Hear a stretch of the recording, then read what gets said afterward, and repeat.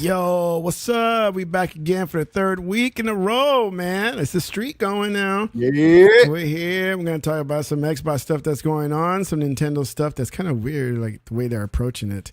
A new controller for the Xbox Play Anywhere stuff, and then, some Ubisoft news here that Realist told me just a minute ago before we came in here live and everything.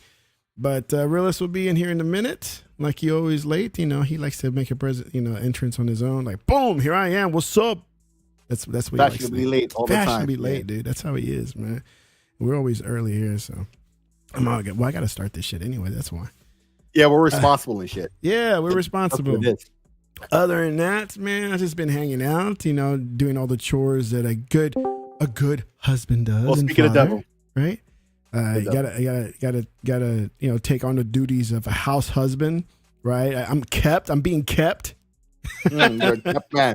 You're a kept man. I'm a kept man. And I'm living off my severance right now, man. It's like I still gotta contribute, something in cash, right? But we know that's limited, and so is unemployment. So that's not gonna last long. So check it out. Tech, your wife's cool though, right? So, yesterday was my birthday. We went to a steakhouse, right? Oh, happy birthday! Happy birthday, dude! How much? Thank you. What are you 69? And I brought 44. Look, my bad. So I invited my boy, right? And he don't have a job. He got fired, right? And he was between jobs. And man, I didn't see it. But my wife said that his wife, when he said, "Man, I'm enjoying my time off, man. I can't." You can't say that. I ain't in a rush to go back. I tell you, man. Man, I'm enjoying my time off. You cannot say that. My wife said that she saw his wife gave him the side eye. Oh, so you didn't see how she looked at him. I was like, nah. Yeah. Like, nah. She ain't happy that he happy being home. Oh no. Cause he where he frames it, he's like, well, I get to be with the kids, and I'm. But she wasn't with that. No. You can never, as a man, if you're laid off and you're out and about with the couples and all that, and say something like, "Man, it feels good to be home, not doing anything with the kids," and yada, dude, that is gonna bite you in the ass. I never say anything like that in front of me. It's not even that. It's even. Have you not seen those videos on YouTube where a dude, like, he'll look around, right? Yeah. Ask the girl if she needs anything. No, she's cool. Then he goes, he turns on his PlayStation. Usually it's a PlayStation, right? And like they know the beep of the PlayStation when it turns on. Yes, and they instantly got shit for him to do all of a sudden. Yeah. Like they mad that he's relaxing and chilling and not breaking his back for them doing some kind of work, right? Yeah. No. This is my routine now. Like since all this has happened, I wake up at 6 a.m. every day. Wow. And I start preparing breakfast and lunch for the kids. Right. I get their backpacks ready, everything's set to go. I get the older one. He's still lazy. So I have to wait and say, "Hey, get up. Time to eat," and start getting dressed. Right. and everything. And then my wife will drop off the little one because the little one likes to get dropped off by mommy, right? The other one, he rather go with me. He wants me to drop him off. So we'll go two separate ways. There are two campuses anyway. So one drops off the other one. The other one drops off the big one. But I pick up both of them at the end of the day, right? So I do all that, right? And then now with the whole doctor stuff with my older son, I take him to all the doctor's appointments. I take him to dentist appointments and all that. So I make sure all that's met so my wife doesn't have to take any time off. Because it only makes sense, right? It was like, I'm not working. Technically, her days are a lot easier now that you're unemployed. You realize this, right? Like, you're doing a lot of the stuff that she would be doing. Yeah. Not everything, but technically, her workload per day is now less because you're I'm available. I'm available because you're available. Yeah, I'm available. So like, So, but it's the motif that they want to use. It's the appearances that they want to keep up to other people. Yeah, that's the thing of it. Yeah, that's the thing of it. Yeah, it's just like no. Even now, even though I'm doing all this stuff here at the house, making sure that everything's taken care of. That way, wife doesn't have to really do anything. I mean, the kitchen's clean. Everything, like kids are fed. Everything's done. It's like there's no dishes in the sink. Everything's done, right? Or even the kids doing homework. I say, hey, get your homework done. You know, I've been working on my kids' projects and all that because they got something to do next week. I take care of that, right? Every now and then I ask her, hey, man, it's like he's really getting my nerves about something. He's giving me attitudes. Like, why don't you give him a try and see if you can help him out? And then she'll do it, right? But other than that, but even then, dude, it's like I feel at the same time, and I'm sure a lot of men who's in the same position as I am sometimes feel they're a little useless, even though they're doing a lot of stuff, right? Because there's no income coming in on my end, right? I feel useless. You don't feel like a man. No, I don't feel like a man. I really don't. And I've never been in this position. I know. Because the last time I've been in this position, I didn't have kids, right? And even when I had the kids, I was only unemployed for 2 weeks and I had a job already lined up. Right now it's different. You know, it's going for 20 days and it's got nothing, not even have a physical interview. I got plenty of phone calls, but no physical interview. And so, yeah, it feels different. It feels like you said, it's like, you don't feel like a man, you know, providing my end of the deal and all that. And I'm like, it's out of my hands. Is there nothing I can do? Yeah. Like, better have your ass up out of bed before she gets up. No, it's like the only time like she'll get up earlier than me would be on Tuesdays and Wednesdays because she actually has to get ready and go to the office, right? But then I still get up at 6 a.m, like I said, because it's like even at that time, it's like the kids don't need to get up at 6 o'clock in the morning. They get up at 6:30, so that gives me 30 minutes to prepare breakfast and backpacks, right? And and started getting them. I was like, hey man, start getting up. Let's go, right? And so, wakey, it's time for school. It's time for school. Are you ready? Are you excited for school? Yeah. And so that's where I am right now, man. So I mean, I guess it's gonna have to get to a point where I'm gonna have to work like because my severance will only last for 2 months, right? And I've already kind of planned it out. It's like I can only spend this much, right? But since you got a severance, you don't get unemployment, right? Well, I got my severance paid out like a week ago or 2 weeks ago or so.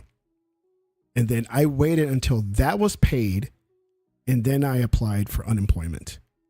And what they do is they don't ask how much you got paid last. The way they ask me, and everything's done online, so you don't talk to anybody. Right. So the way they ask me is like, how long have you worked there? And I'm like, well, 8 years, right? So that's a big band to work with. And how much were you making? And I was like, well, I was salary, but they break it down in hours. Like, how much were you making an hour? So I put it down. It's like, this is how much I was making an hour, right? And then they do their calculations and everything. And there's a maximum you can receive for anybody in Texas, right? Right. How much is that now? It's like the max I'm getting 2,000? right now. The max weekly for me is $591. So that's $591 times 4, 23, like 5,400. 2364. I mean 2,400. Yeah, 2,400. Yeah, it's the same then. I thought it went down because It's gone down in all the other southern states. Cause I used to do construction. Yeah. And a lot of times, you're a mercenary, so you're just going from job to job. Mm-hmm. Man, in Louisiana, it's $225 a week, $250 a week. Oh my God, that's nothing.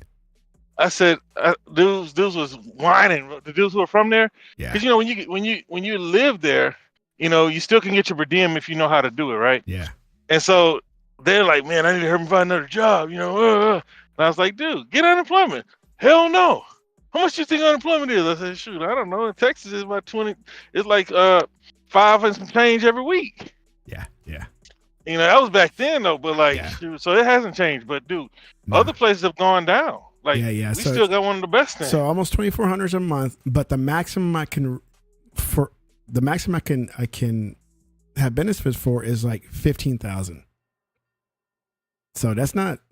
So 6 weeks, 6 months. Yeah, it's not much. 7 months, because it used to be you get that, and then it's on like a decreasing scale. You get that, and then it goes lower and lower over time till you get nothing. And see, I don't want to get a job that wasn't in my profession, because it's like, okay, I'm going to lose out my benefits. I'm going to make less working an hourly job if I had to. Right, I will make less in my hourly job than I would just gain the benefits. I was like, why would I take an hourly job when I could just get the benefits higher per month? It's crap, man. It's crap. So you good now, man. So I got my severance. They didn't ask. They just pretty much said, well, how much did you make from this period to that period? And I'm like, well, this much. And how much per hour? I was like, well, this much. And like, okay, they did the calculations. Like, okay, you're getting $591 a week. I'm like, okay. Mm-hmm. Right. But I filed last week, and I cannot make my call until this Wednesday coming up. So, because there's like a waiting period between when you filed and when you actually can claim or call for your payment. So, like my cousin, they tell you don't take a job unless you're making this much. Yeah, pretty much. That's what I'm saying. It's like, I'm not taking a job. Dude went and got a temporary job. Yeah. So if anything, it's like if I'm gonna get a job, if I really strapped for cash and need to get the money, because I mean, luckily, like I told like some people that I worked with, it's like I don't have any debt. All my debts are paid off. All we have is the house. That's the big thing, right? I don't have a car note. I don't have credit card debt. Nothing. Everything's zero. So right now I'm just paying everything in cash. Like I'm not racking up any credit card bills at all. Usually I'll use my credit card to buy like a new game or something. Like I ain't buying shit now.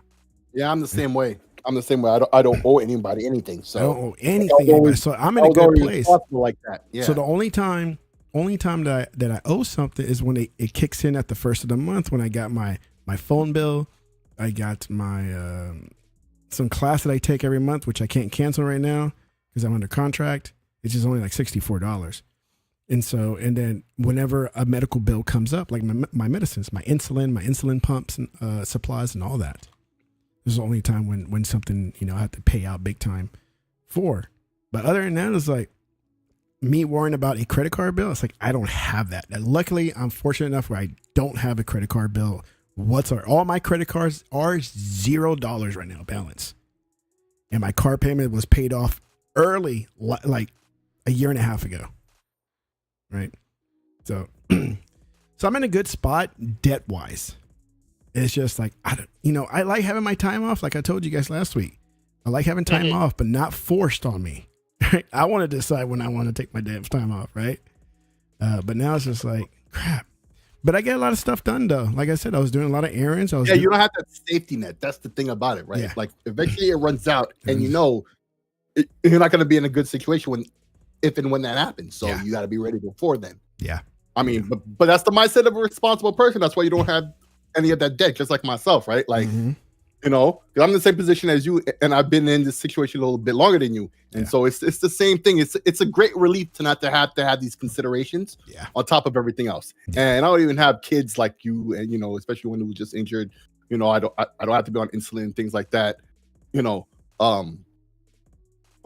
These are also situations that other people have when they're in similar situation to us that makes their situation 10 times worse. And thankfully, you don't have to go through that. Thank God. I mean, if it comes down to it, where I'm months unemployed, my wife's salary can take care of us. We're okay.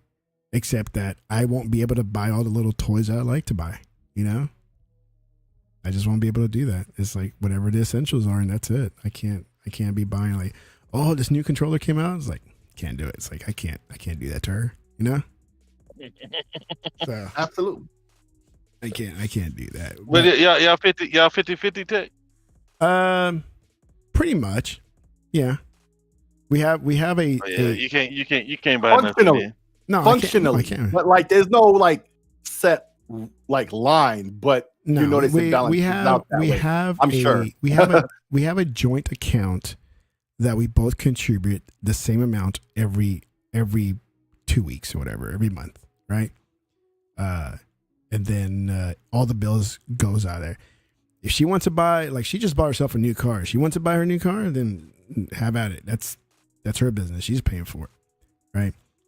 If I want to buy a new Xbox, then that's my business. It's like, I'll just buy it. It's like, and she can't say nothing to me because if she spends her money on some stupid crap too, I'm like, I can't say nothing to her. And so, dude, I was paying all the bills and my wife still has something to say. no. She, at first I didn't want that. I wanted everything joint. Because back then we had a $130,000 townhome, and me, not the financial savvy guy, I say, hey, if we combine our finances, we can pay off the house early, and it'll be paid off, right? And then on top of that, we can pay off her car that she had at the time early. If we just kind of squeeze it and just pay everything off, right? Well, if we would have done that and then moved into the house we have now, we could have easily rented the other house that we lived in first. But we had to sell that one to get this one. So, all right, whatever. So whatever works out. But no, she wanted to keep it separate. I'm like, all right, fine with me. It's like, just don't be bitching at me when you see Gonzalo has a new camera. He has a new thing. I was like, well, don't be complaining because I bought that with my ends. I was like, I'm set over here. So. There used to be that way, man. And my wife, she started stealing money. Oh no! not literally stealing. I mean, I know she was taking it, but she was taking it. And then, man, she had 54 credit cards. I said, man, I want no parts of that. I know. I said, nah. She was like, but I don't use them all. And I said, yo, look, no. Yeah. Because you will eventually. He said, well, I pay the bill. I said, yeah, but what happens when you want to go shopping and you don't feel like saying no to things? Oh, I was like, no. She don't like it when I say things like women are impulsive buyers. Why? I'm not all women. I said, you're a woman. Like, that's why she instantly gets insulted when you say it, knowing it's true. Because here's the thing about it: it's the way they get insulted that the undertone is they know exactly what you mean, right? Yeah. It's the flavor of that they give you in their voice. They know the difference. Like there's A and there's B. Yeah. You know what I'm saying? Yeah. And that's when they really start to say some bullshit. And at some point when they cross the line, you just got to put your foot down for it to not get past the thing. And I'll say this one last time. It's like, like we were saying about being responsible, but like card bills and stuff. Like we're both the types not to let that get to a point like that because we see where it's gonna go. Yeah. And so we head that off at the pass, right? But it is what it is. It's not a personal thing, but I mean, hey man, like men will see it that way. Oftentimes women don't. It is what it is. Yep. So I'm kind of like, it has its upsides to be the 50-50 couple because if she buys whatever she has, well, that's on her end. She has to pay for that. Don't be complaining, right? And if I get myself a new camera or some new little toy that I like buying myself, it's like, we can't say anything because it's not taken away from the kids. It's not taken away from the house bills and all that. The house stuff is getting paid for through our joint account, right? Bro, I used to say that too. I was like, dude, the bill's getting paid. Nobody's hungry. Yeah. Yeah. But did you need to buy that? Like, no.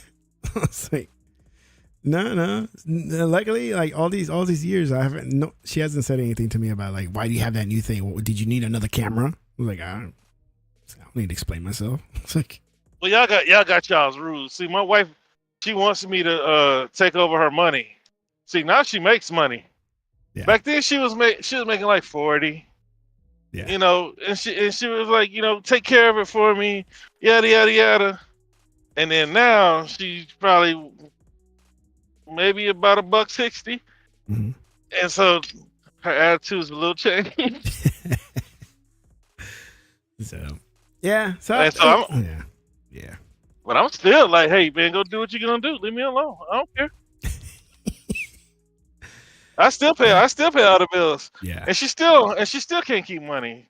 I was like, no, I don't want to argue about money. I did that with my first girlfriend. Yeah. And we were broke. Yeah. Yeah. I said I'll never argue with. Hey man, when you gonna start the damn show? Da. Nah. Da. All right, man. Let's stop talking about life shit, man, because that sounds depressing. That's not depressing. It's funny to me. It is funny. It is funny. But man, it's real funny to hear legal. Well, he ain't got it I've heard his stories. Yeah, I was gonna say something, but I didn't want to put it out there. But since you did, yeah, he's told me some stories. He talks to all of us about it. So like, dude, that was real crazy. I used to just sit back and laugh. Like, that's crazy. I would get mad because he's telling me this. I'm like, why? Right? You know, I don't know, but at the same time, that's a bad partner doing that. You know? Yeah. Well, listen, man. I don't know, but I think I know. Right? Well, you know. Oh, I'll try not to put you under the bus, bro.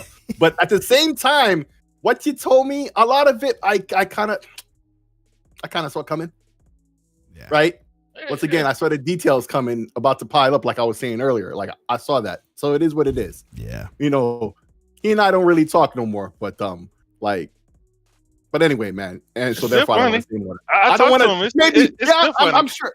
I don't. I get it. I just want to shut up about it now. That's all. Okay. Shut up about it. Start the show then, Tech. So you know what's really funny, man? Now Xbox games are topping the charts on Sony's pre-order charts, man. PS5 owners really want to play Xbox games, and Microsoft tops Sony's pre-order charts. Indiana Jones, Forza are both topping the pre-order charts on Sony's PlayStation Store. Man, it's starting to look like more of a PlayStation console than it is Xbox console. Xbox console more than a PlayStation, man. This is what I've been trying to tell y'all, man. Xbox. The gaming industry is broken right now, bro. Like, yep, you've been right about this. Like people have been saying Xbox is trash, but they want Xbox games. They want Xbox games. Yes. You know what I mean? And then people on Xbox want PlayStation games. I'm like, dude, like go buy a PlayStation. Like I don't care if PlayStation games don't come to Xbox. I'm just gonna watch them die. Look, if PlayStation wants to block Xbox on Steam, you think Gaben is gonna play that game with them? No. Yeah. But I also think the PlayStation don't care where the money's coming from, but they do care about perception. And so the perception will be from the PlayStation fans that Steam made them do it. This is Steam. PlayStation didn't want this. This is Steam. Yeah. Oh, you're so right. Your fanboys are gonna have some kind of some kind of excuse that they give to make it okay in their mind that the situation is happening. Because we see how they feel now, but eventually they're gonna come up with an example, exactly what you're saying, man. Yep, but PlayStation needs money. Everybody's like, Xbox needs the money. No, Xbox wants the money. Xbox didn't spend $100 billion to not make money. Yeah. You know what I mean? But PlayStation is not a $1 trillion company, not even close. So if Xbox needs the money, PlayStation don't need the money? Get out of here, man. All right, this is where PlayStation needs money too. If you're looking for some solid evidence that Microsoft Strategies brings Xbox game to PS5 is seeing some early success, look no further than Sony's own PlayStation Store today. The top pre-order games in the U.S. PlayStation Store are Indiana Jones, which is a fantastic game, man. I just got to the point where Voss and Jones met each other, like at Giza, right? And they started fighting, and the fighting sequence was cracking me up because it's the perfect Indiana Jones fighting sequence. He pulls his hand back to punch somebody, he nails somebody with the elbow, right? And then goes forward to punch the person he was fighting with. Like, it was perfect. It was perfect. And Forza, it's the clumsy classic Indiana Jones. Yes, the clumsy fighting Indiana Jones, which is awesome. So it's Indiana Jones and the Great Circle and Forza Horizon 5 with 99.99 premium versions of both games, proving the most popular. It's crazy, man. Imagine if Gears really does come. See, this is what Microsoft saw. Yeah. Like, you can't just sit back and wait for them to buy your console when you got great games. Because the perception all along, since PlayStation had more gamers, was that they had better games. That's not true. Yeah. I used to be on Legal Show bitching like, dude, you Xbox fans. Yeah, it was mainly like the people. Didn't name names because that's what Legal was some of the names. But like Boomstick and Incognito. Oh, can we just get one game like PlayStation? Like the third person over the no. Lead us to PlayStation. Yeah. Because I know you guys been gaming as long as I have. Y'all remember when first person first became a thing, bro? That was like the revolution. Wow, Yep. it's immersive. It's like you're in it. And then all of a sudden, people started acting like they needed third person. It's like, no, first person has always been the most immersive view. Yeah. By default, because it puts you in the eyes, like your eyes are their eyes. Yeah. So you have to control where you're looking because you're first. That's like duh. You feel me? Like I used to hate that whole stupid debate because like, what are we talking about? These words even imply in their names what they are. What the fuck are we doing, right? I'm like, yeah, there's a couple of games here on there on PlayStation, that are like good games. But if you're diehard Xbox, you're gonna have some copium, to whatever level, right, to dismiss those games. Like I didn't buy a PS5, right? But a lot of those games are coming to PC, so I'm cool with that. Yeah. But if it wasn't for that, the PC side, I'd have a PlayStation 5. That's one of the major reasons why I don't have one, because I'm a PC guy. I don't need one, right? And a lot of people say that about Xbox, and that's fine too. But at least Xbox has monetized that, right, and made that a part of their ecosystem. PlayStation, excuse me, not as much, right? But they need this PC money. So all that talk about them blocking games, I don't see how they could or would. But indeed, they do have the knowledge of perception, and they know how to weaponize that and use that to their advantage, and have throughout their whole time in the games industry. So they know all about that. They're the masters of it, right? So they're always going to keep that in mind. But when push comes to shove and they got to push back, they're already at the mode now where they're taking the money, and perception is a secondary to that now, because they're in overdrive mode. They need to get this money. They need to get to this bag all the time and stay there because they're in a house of cards right now. You feel me? And it doesn't take much to knock that over. So they gotta stay with the money aspect. So those are the choices I see them making, but would never be surprised if they didn't, right? And they did more traditional to block certain things here and there. But it is what it is. It is what it is. I mean, like, it ties into all these record numbers on Steam, right? They had 2 records, I think, almost in a row, right? Like where they got to a peak number and then like a new peak number a week or 2 later again, right? It keeps happening. We've seen all the numbers for Assassin's Creed.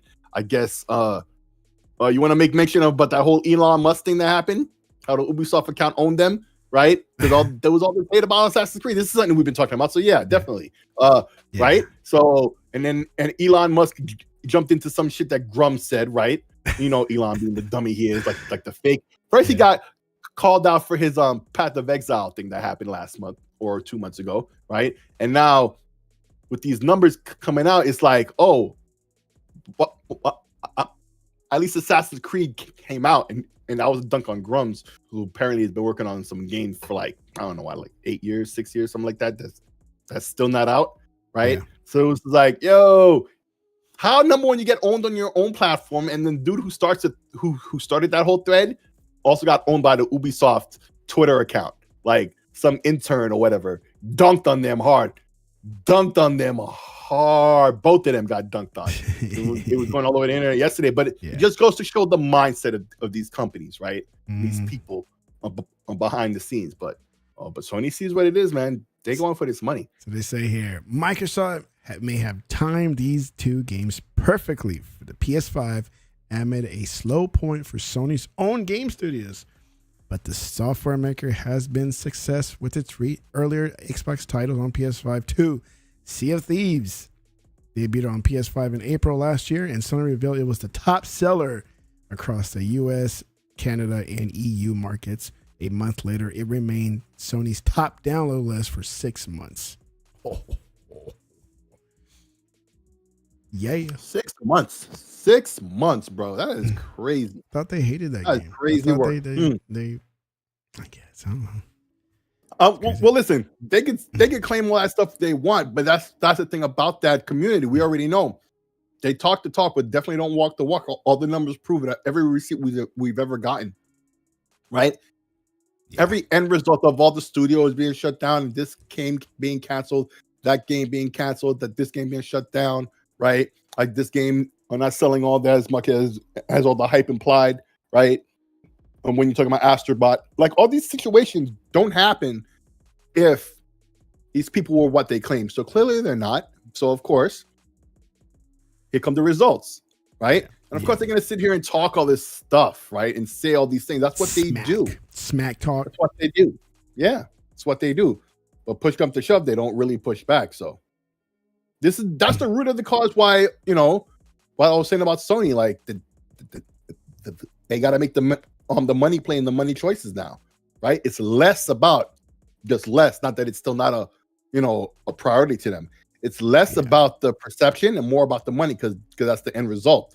And because things are getting so close now, they got to focus on that. And it's because primarily, I feel, because these people don't walk the walk they talk. If they did, I don't think Sony would be in this situation. Yep. Yep. Indiana Jones, man.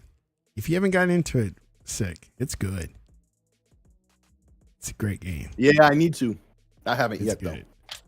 Though. I haven't downloaded. Like I said, when I got to the point where Indiana Jones and Voss meet, at least for the first time in the game, because they met before, like in the story, right?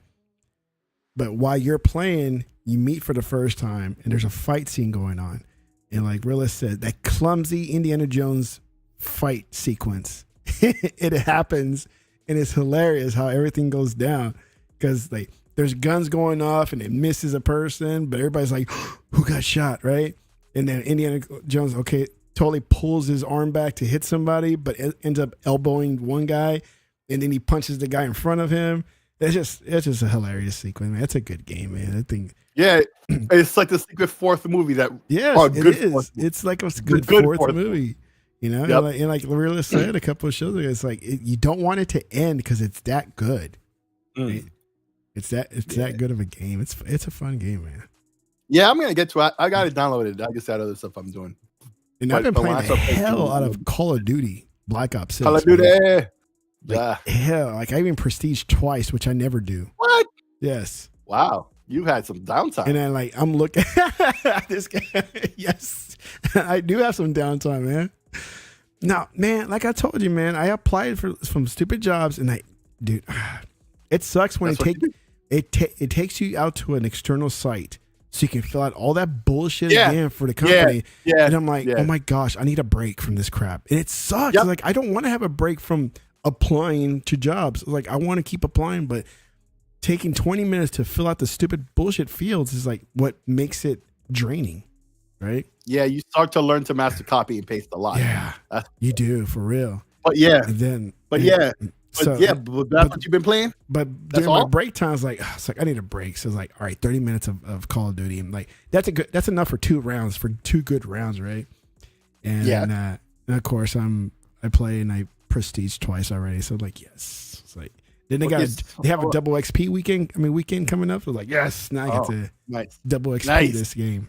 Okay, so what else you been playing? You've been playing that. You've been playing Assassin's Creed. No Assassin's Creed for me. It was Indiana Jones, Call of Duty, and Stalker still. Oh, Stalker! But I did pick up Starship Troopers. I told you guys. Yeah, $15. Yeah. I did get that one. I did spend money on that one. I did spend money on that one because it was $15. It was like, that's not really breaking the bank, right? No, I hear you. And because it was down from like $40-something, right? It's like a $45 game or something like, or $50. And it's like, and I've been wanting Starship Troopers, but not that price though. It's like, right. And it's like, well, I have Helldivers, which is pretty much the same thing. But I told my son, it's like, I'm gonna get me a Starship Trooper. He's like, you know, it's gonna suck. I don't know why you're getting it. You already have Helldivers. I'm like, this guy's already talking crap to me. Because he's already a Helldivers nut, right? Oh, he's heavy on Helldivers. Yeah, man, he likes Helldivers. Yeah, that's why he sees it like that. He keeps up with the map. He's like, man, we liberated all these sectors right here. And I'm like, okay, I got it. Okay. Cool. So yeah, I haven't played it yet. But I got it. And then cool. I still got that RoboCop though. RoboCop and the Ascent or the Expanse. The Expanse. Oh, the Expanse. Okay, yeah, the show. I still got those, and I haven't even played them yet. So, yeah. Realist, what you been playing? Nothing. Realist? He's been playing Sleep. He's been playing Sleep and Work and and sleep, that cookie sleep, game. Work. Oh yeah, Cookie Clicker. Yeah, mad achievements on that every day. Hey, can y'all hear me? Now we do. Okay, Assassin's Creed. That's it. Nice. Yeah, I've had a whole lot of time with Assassin's Creed. Well, yeah. It's because there's a black. Why not, man? Hey, if there was a Mexican in it, you want to play it? I'm mad. There's no Mexican except Miles Morales. Yeah. And you bought it. You were there day one. Oh, you're Latino. And I forgot I forgot to talk to you guys this last week because we were going like so that's how the wrong flag got put. It's the same mentality. I see. So last week I meant to bring this up, but we were going all over, bouncing around all over the place. I forgot to even talk about it. But I was we're waiting for my little one to get out of tutoring class, and me and my older one, which is sitting in the parking lot waiting, and we're talking about superheroes. Right? He was asking about superheroes, and because he plays a lot of that the Marvel Rivals game, and I go, you know what? I should be mad. I was telling him, I was doing it in a joking way. I was like, they got all these characters to represent everybody else, but where's our Mexican one? Where's our Hispanic one? At least one Hispanic. I totally forgot about Miles Morales. It just completely slipped my mind, right? But I go, you know what? Let's look up. There's some Marvel superheroes that are Hispanic or Mexican, right? And they had like the top 13, right? There was the top 13, and the majority of them were different variants of the Spider-Man universe. Different variants, right? And so one was Spider-Man 2099 and Miles Morales. Yeah. One was in that order. Right. One was in Miles Morales, and he was number 3 of the top 13, right? And one of them was from the movie The Spider-Verse, which I don't even remember that one. I forgot his name, but my son's like, yeah, that's the guy from Spider-Verse. He was in it. It's like, he was cool. He was a bad guy, but he was cool. Oh, Spider-Man 2099. Miguel, right? Miguel something. Yes. Miguel. Yeah. That's him. Yeah. He was the first one, I think. And so I'm like, what? It's like, I don't remember this guy from the. Maybe I have to watch the movie again to watch it, to catch him. But it's like all these other ones, I've never. He's the guy in charge of the association of all the Spider-Man. Yeah. So that's the main guy. Yeah. Him. So all the top 13 is like, I never heard of any of these, right? They're just so obscure that nobody even knows it, except for Miles Morales and then that Miguel guy now, right? That is like, now it's in my head. But yeah, it's like, but we got the Blue Beetle. It's like, yeah, but that's DC. It's like, that doesn't count. And Blue Beetle was pretty good. I don't know if you guys watched that one. I think that was a good movie. Yeah, I've seen that. And but it was like an Iron Man movie, right? It was like the suit was all fancy and futuristic. But yeah, me and my son were just cracking up because I was all pretend mad. I was like, where's our Hispanic one? Nobody ever makes a Hispanic one. It's like, we got to have trans, we got to have this, we got to have black, and we got white, and we got alien. It's like, where's our Hispanics? Where's our Mexican one? No, we ain't got nothing except Miles Morales. Like, well, he's not even Mexican. He's Puerto Rican and black. He still got black in him. It's like, he represents black people. So he doesn't truly represent you guys. No, he doesn't represent me, man. He doesn't represent me. So I'm still mad. So, yep. So where's my Hispanic superheroes? Miguel, Miles Morales, and that Miguel guy that you're talking about, 2199 or whatever world it's from. Oh, 2099, yeah. 2099. Yeah. Okay, so I see you got this new thing on the screen, right? The Nintendo thing. So have you watched the video? It's kind of weird. Okay, I did. But here's the thing. Okay, here's the thing about all this, right?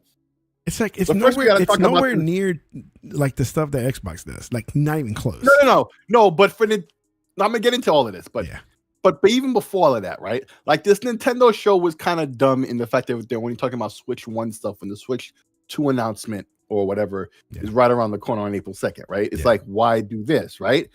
And most of the show was boring as hell, except I saw that Gradius thing and I saw that other game that's multiplied anyway, right? So I bought Gradius on Steam today, by the way, right? It's not coming out for 4 months, but I picked that up, right? The collection of the Gradius games. But anyway, watch out the whole thing. And for a long time, I was wondering, yo, how are they gonna do the digital games thing, right? Because they don't have it associated to their accounts. It's associated to the system. They got to switch over to have it associated to the account, and they finally did it.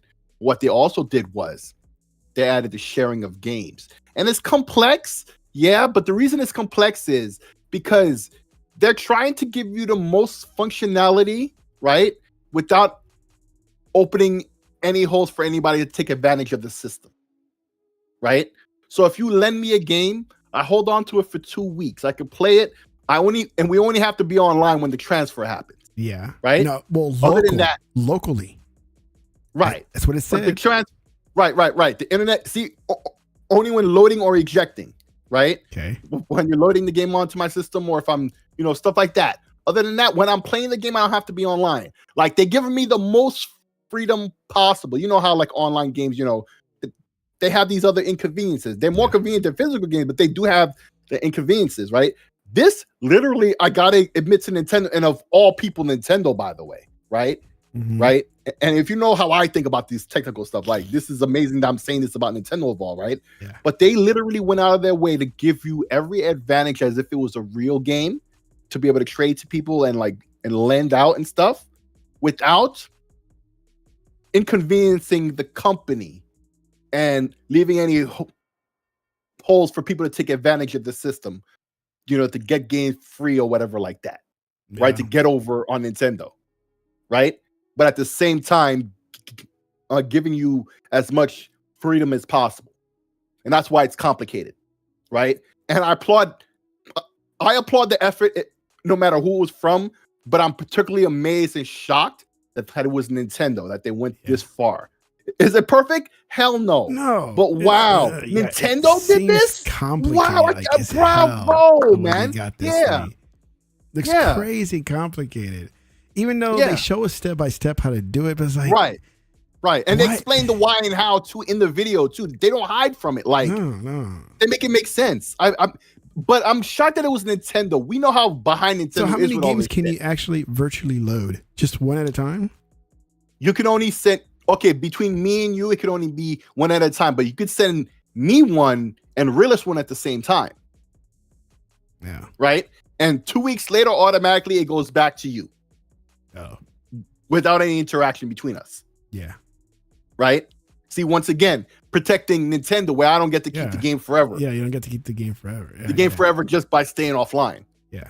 What made y'all think that they weren't gonna fall in line with everybody else though?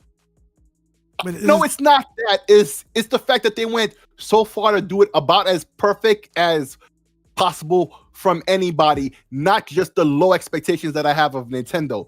They went as far beyond as I've ever seen from anyone. Period. This is first class execution. I must say and give all credit to Nintendo. How much I dunk on Nintendo? I still gotta give them that credit. Yeah, the user base is like majorly inconvenienced because you have to be there physically next to each other. Like, okay, I'm going to let you borrow a virtual game. Like, what? So you can't do that online? Like, you can't do it online from two separate locations. But that's the thing. They don't want you taking advantage of this. Of course, it would have to be somebody you know, right? Yeah. And normally that's somebody nearby. Like, you're all the way in Texas, I'm in Pennsylvania. Like, we shouldn't be sharing games like that. Right? Like people who do like the game sharing on Xbox and PlayStation who live, states apart or on opposite sides of the country and have never even met face to face and ever have no plans to actually, right? Yeah. Because people you come to know and trust online over a number of years of interaction, right? Like that's cool and all, but that's only some online friend. Why should that person have a right to your, to borrow your game when you guys haven't even put in the effort to meet face to face, right? But like, if it was my friend who lives down the block, that's different. Yeah. You know, I think that's how they see it. I mean, everything you they did come over so I can give you a virtual game. Okay. You can barely share with your family on Nintendo. Right. And also, but it's about time they start upgrading some stuff. Go ahead. Absolutely. No, I just want to say this last thing because I know I've been monetizing this, but and kids, right? That's a large segment, if not the largest segment of the user base on Switch, right? So they have to make this in a way that's safe for kids, where they're not getting scammed from people online, right? So it's their friends in school and stuff that they know, right? That's it's everything they did, every limitation that I see that they listed, and they went out of their way, once again I say, to admit these things. Like it truly is first class execution. Nobody's ever done anything like this before. Here's a whole new level. This is better than what Microsoft was trying to do with the Xbox One back then, right? You think so? Well, I don't know. Actually, I'm falling back on that. Other Zeke was like, you can share with 9 people. I was like, dang, I ain't know that. But he's the only one I heard say that, though. But I don't doubt it. But you see, I think the publishers will have a problem with that many. Like, I'm surprised. But see, Steam has so many users that they can kind of push the envelope a little bit. But they have the family plan and stuff like that. And certain games, I'm sure, yeah, but that allows you 5 people and 10 devices.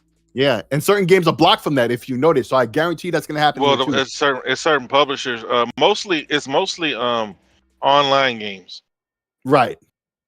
But not only, but yeah, indeed, mostly online games. I said mostly. Mostly. Because I mean, I haven't seen one. That's why I say mostly. I haven't seen a single player game that's blocked, but I'm sure there are some. But to me, right now, that's the best one. Kind of. I mean. They are. I mean, 5 is cool because with Xbox, I don't know anybody on PlayStation to share with. So like, but on Xbox, you can. It's mostly about 2 different consoles. Like you have your home Xbox and then the other Xbox that has to log in. Yeah. So like my son is the home Xbox, and then I log in. Then I have to buy everything all over again for my daughters. That's what I don't like. Right. And I really didn't like it with Nintendo because like with Nintendo, man, there's so many issues. Like they would have to have my account on their Switch and basically be playing on my account a lot of times because they can't figure out how to get it to work on theirs. But hey, everything's moving in the right direction. If they're going to be digital, they got to start being more consumer friendly. You know, and that's all of them. Absolutely. Yeah. So you know what I mean? Give us a reason not to somewhat trust you. They've already started to change the EULAs to say that we basically don't own the game, which we already knew. Right. I mean, right. To me, you know, but I'm not like some of these people. You know, gonna have a game collection that when you die, nobody cares about. because for the most part, these games aren't worth anything. You know what I mean? Unless it's like, you know, years down the line, you just can't play them again. But now they're really gonna be worthless. So I don't care about physical anymore. With them needing to connect to the internet. I don't care. Yeah. You know, if it was like, you know, Switch had it, you know, you had a physical, you could always play it on the Switch, DS, whatever. Yeah. But now with the digital, they had the worst. Now it seems like they're starting to, work their way back into the fight. Yeah. I like seeing this, though. I really do. This really is like, it's impressive of all that it was Nintendo. So it's going to get you to buy a Switch? It's definitely a +1 because I was saying earlier to like, I'm giving Nintendo a real low barrier of entry. As much shit as I talk about them, they really don't got to do that much for me, right? To say, okay, fuck it, I'll get one, right? But one of the things I do have to say is the backwards compatibility. It has to be more like Xbox and less like, say, the GameCube to the Wii and the Wii to the Wii U, where it ran the game at the same level of performance as the old system. No, I don't want that. I want more like Xbox, right? Where it takes advantage of the better hardware and gives me, you know, higher resolution and frame rates. I mean, a lot of these Switch games could use that, but I mean, particularly like those last 2 Zelda games, right? Hell, I'll even accept, I've said this before, a remastered version or a Switch 2 version, like a double pack of both those games together that are completely updated, you know, to take advantage of the resolution and frame rate of the new Switch, of the hardware performance, right? or and even have a patch available for those who already own the game to get to that level. Where if it wasn't free, let's say, and you have to pay like PlayStation style, I'll accept that because I'm giving them that that barrier of entry that's just real low. I don't expect a lot of them because they're Nintendo and they always been fucking up, right? So they've done this. This is extra. This extra points. This is bonus points, which I feel they needed, right? So if they could do the backwards compatibility in a way that meets my standards, I think by default I'm gonna get their systems because they have a whole systems backlog of games that I never played or owned. Yeah. Right. That I could buy. Start with the Wii U, man. So yeah. No, not the last system I bought was a 3DS. Right. I love that system, but that was the last Nintendo system that I bought. So man, those are still Nintendo popular. Can get man. back a lot of back money with me if they do this right. Those things are still popular, man. Those 3DSs and all that. Yep. Mm-hmm. Yeah, but we're gonna find out about Nintendo next week. I think those are the most popular though. Yeah. Because like the people that I see selling them are still selling them for $200 or $300. Well, man, you go to one of those stores that have all the used stuff, man. They got them like those cartridges like crazy, man, and they're priced high too. I got Chrono Trigger. How much? I wonder how much that is worth on the 3DS. Oh, actually, that's a DS game. I have complete inbox. I'd have to see because I noticed for the most part the games are like $30. Unless it's like something that everybody wants. Mm-hmm. And then the systems, because I go to we got a couple of flea markets here. So they're selling them for $200, $250, $300, I guess based on condition. What are the PlayStation ones called? The PSP and the Vita, those are $149 and $200. Mm-hmm. But the games are $9.99 though, because there's no must-have game on PlayStation, like always. So besides, you can just mod the system to put everything on, so you really just need the system. Yeah, and so that's what people are doing. So recently, recently I was reading an article about the Vita, and people are still using them, right, and playing online with it. And the most popular game right now that's online on the Vita is the Call of Duty game that's on there. The one Call of Duty game that's on there. Yeah, they made a PSN emulator for those systems and for PS3, right? And so that's what they've been using. Yeah, it's crazy. And I had that. I had the Vita, man. It was nice hardware. It was good hardware. I still have one. It's OLED. Their interface was kind of goofy because they tried to go the little orbs. Yeah, they tried to go the Nintendo kind of fashion. Like, it's like, nah, it's like, it didn't work. Go back to the PSP style and like more the PS3, style looking interface. But it didn't work. Nah, it didn't work. It wasn't the same. And they got the good one too, because it was all about playing online away from the house, and it didn't have 4G. It had something, whatever was before 4G. It had 3G. Had 3G. And I had it. Obviously. I had that one. And but later, right, because they had a SIM card slot. That's right. SIM card, yeah. You go to AT&T. You had to go to AT&T. Yeah.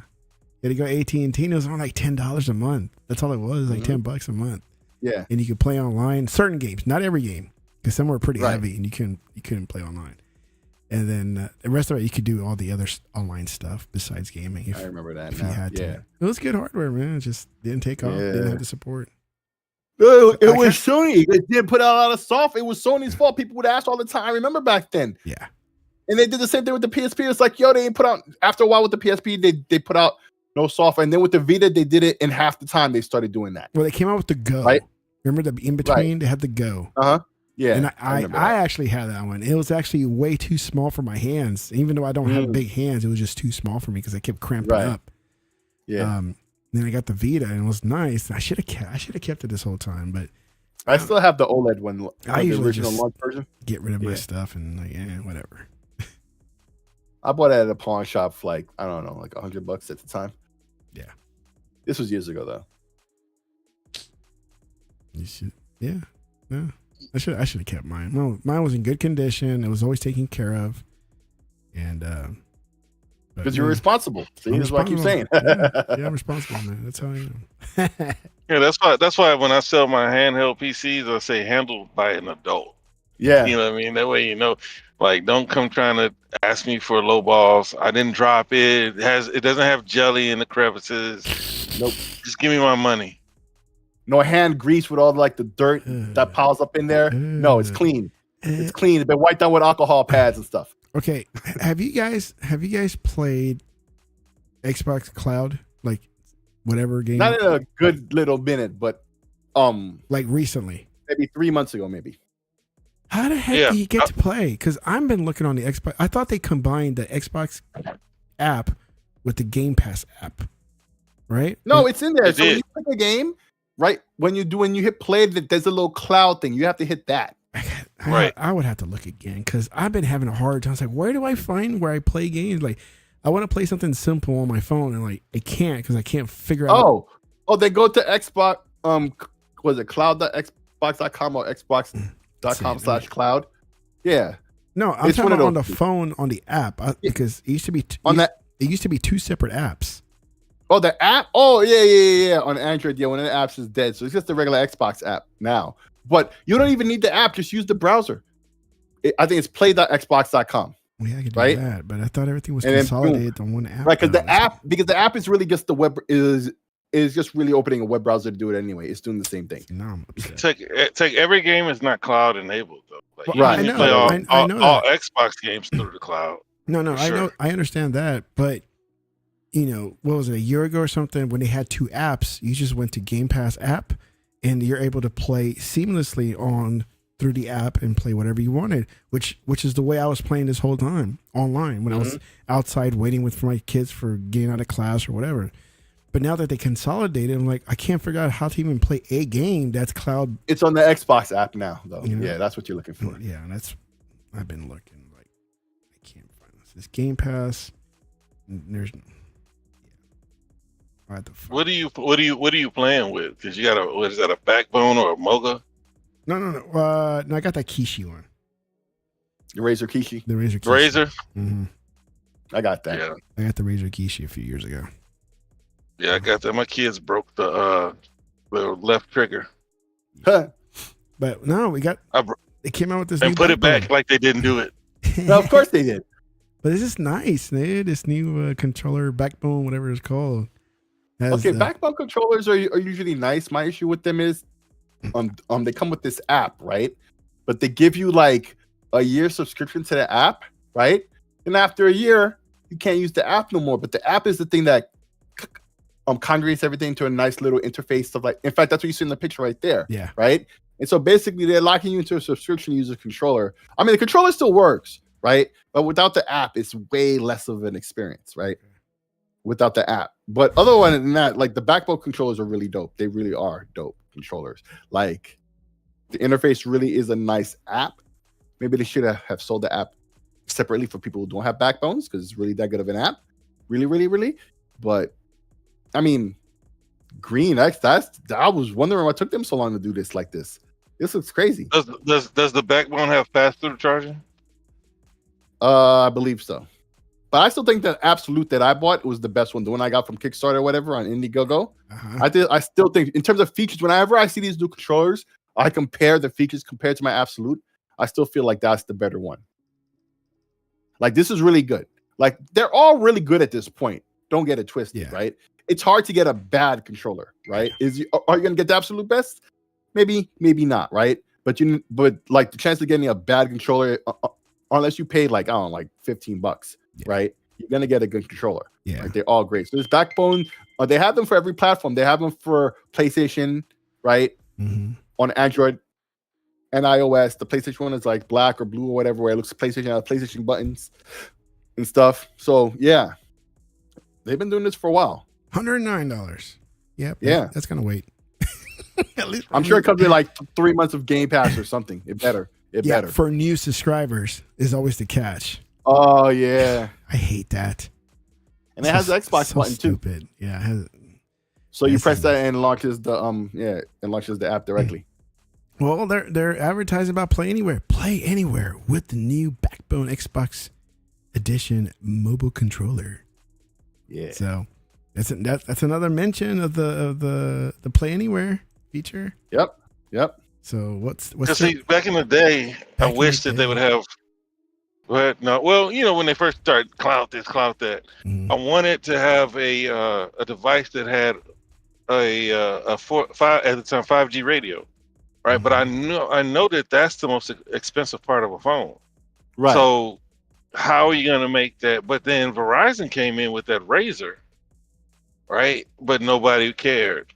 Nobody cared, right? Yeah. And they even had a plan for it and everything. I thought it wasn't $10, but I think it was like $15. It was reasonable. Yeah, it had the highest end chip, but it was a phone without the phone part. But it had the chip, the screen, everything else of value to a game system type thing. No, it had 5G. It had 5G, and you had to. Okay. I'm assuming they were subsidizing it. Yeah, dude, they only marketed for like a few months, bro. Microsoft was behind it a little bit. It was like $600. Mm-hmm. So, and then they dropped it down real quick. Yeah. I don't know. I didn't see it much after that. Like, it was $600 because that's what I was telling Legal, man. He was like, cloud, G Cloud, this cloud. Yeah, yeah. I was like, bro, like, in order for cloud to make sense, you gotta have a radio because you're not gonna always be around Wi-Fi.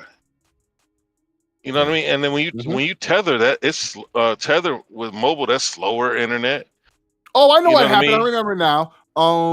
They sold a version without the controller, where it was just the phone part itself. And it was a freaking game thing. It was like a. We must be talking about two different things. No, it was a handheld gaming thing, bro. From Razer. It was a Razer. That was what it was called. I don't know who made it. I'll look it up.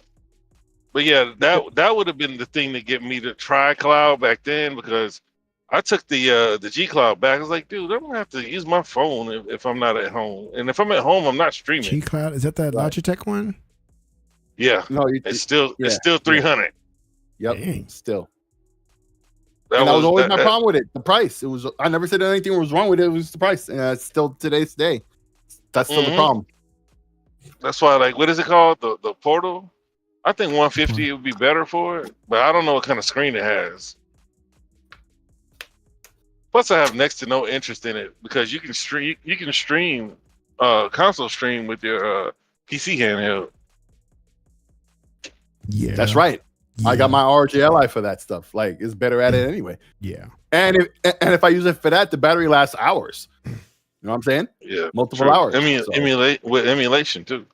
Emulation as well. And a lot of these, lighter games, when Steam Deck guys be acting like their batteries are lasting so long, it's because they're playing stuff like this, right? So like they're playing phone games. Yeah, they're playing freaking phone games, right? Like RGLI and all the other guys. You need a freaking Steam Deck to play Balatro. Because here's the thing, I've been saying about the Steam Deck from day one, and especially after I got the RGLI. The Steam Deck's battery is ass. Steam Deck battery is trash. All of them trash. Ass. The RGLI's battery is a little bit more ass, but really not by much, by like 20 minutes more ass or less, actually. If you follow what I'm saying, right? Like the battery will last 20 minutes less than the Steam Deck. The Steam Deck already has a shitty battery life. And if you leave that shit off, the battery still drains with my Steam Deck. I noticed every time it was off, the battery would always drain, but my RG Ally never. If it's off, the battery never drains, not the percent. Mm-hmm. I swear to God, it could be off for weeks.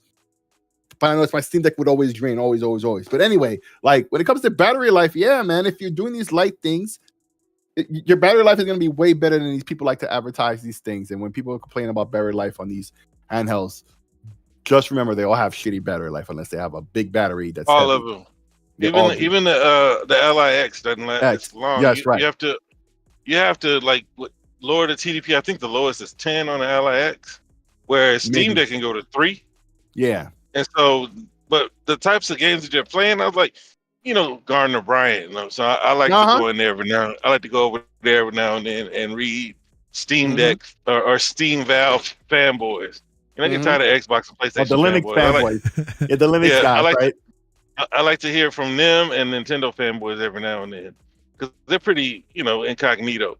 But man, these guys, TDP, such and such can't do. Dude, I don't want 3 TDP. The games that I want to play won't run at 3 TDP. They won't even run at 15 TDP. Exactly. You know what I'm saying? So like, I did not buy that so that I can play the most basic of games because I freaking what is it? So I can play Super Samsung Nintendo 24. games. Yeah, Well, I do that on my phone too. I do all the time, but You know I'm what I mean? saying right, like I'm not buying a whole system just to do that and then brag about the battery life because I'm only playing that. Like Yeah, I'm mixing out everything else. $700. $700 to play those games. Get out of here. Get out of here. But I still like to go mess with them every now and then, man. 'Cause they still say the Steam Deck is the best thing on the market. I'm like, dude, chill out, man.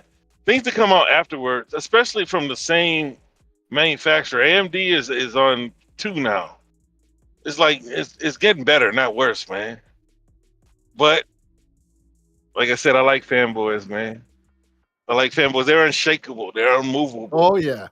They are resolute in their Except the fandom. goalposts. Now the goalposts are very mobile. Very, very, very mobile. But them, man, they're solid, bro. They stay, man. That loyalty kid is not to be questioned by these fanboys. I must admit. That's the one that I can respect about these fanboys, right? And we've seen some really toxic, really toxic, like they need help. I hope nobody gets hurt type of toxic, right? But the one thing I must respect of even those, they are 10 toes down. And I must admit, sometimes I feel like the Xbox dudes need to cut. If they can learn anything from them, they can learn from that. Because no matter what, they're 10 toes down for PlayStation or Linux or whatever they cap it for. But the Xbox guys, I know this can be a little not so solid sometimes. Well, it's because they're outnumbered, right? And so, and it's not that they're so weak. They are weak, but it's more that it's more than no solidarity. Go ahead. Can I ask a question? Because you just said, shit, I actually forget what you just said there. You said they have, what did you say at the beginning there? They have 10 toes. No, I said they're few, right? They're few. Yes, they're few. Okay, so here's the question. I agree. We're fewer. Yet, although I agree just natively, I can't tell you I know why that matters. Could you explain? Because I'm just feeling dumb right now. Is the thing. Well, okay, you look at it, right? So supposedly there are 30 million Xboxes out there, right? So even fewer hardcore Xbox fans playing around on the internet talking junk, right? You look at the Xbox channels, less subscribers than the PlayStation channels. If you want to have a booming channel, go talk about PlayStation. So when you get onto like in a social media environment and you got the Xbox fans, they're weak. They're already fragmented, right? And there are a few of them. So then when you get into like a forum and you see how the PlayStation fans, they like things even though they know it's a lie. They support things even though they all know it's a lie. They have solidarity. It's more solidarity than anything. Xbox fan will crack and say, "Well, I love my PlayStation too." That's the word. Solidarity. Thank you. Okay, yeah. Thank you. That's the word. Yes. Yeah, solidarity is more important than the numbers because the Nintendo fans will stick together no matter what. The PlayStation fans will stick together no matter what. Xbox fans will start talking about how they love their PlayStation and Nintendo too. That's the difference. That's the difference. Like, but I know most people are sheep. Most people are not strong. Most people don't know how to bow up. They're not responsible. Yeah. They're not responsible with their allegiance, I tell you that. But like, I don't know if this was off the air. I'm pretty sure it was off the air. We were talking about how PlayStation fans have been trashing Xbox this whole time, but they're excited to get Xbox games on their platform. Yep. You know what I mean? And then you got Xbox fans that are upset because PlayStation games aren't coming to Xbox. And I think the way that Xbox is looking at it is like, shoot, man, everybody's got a PlayStation. If you wanted a PlayStation, you should have got a PlayStation by now, like everybody else who's into console.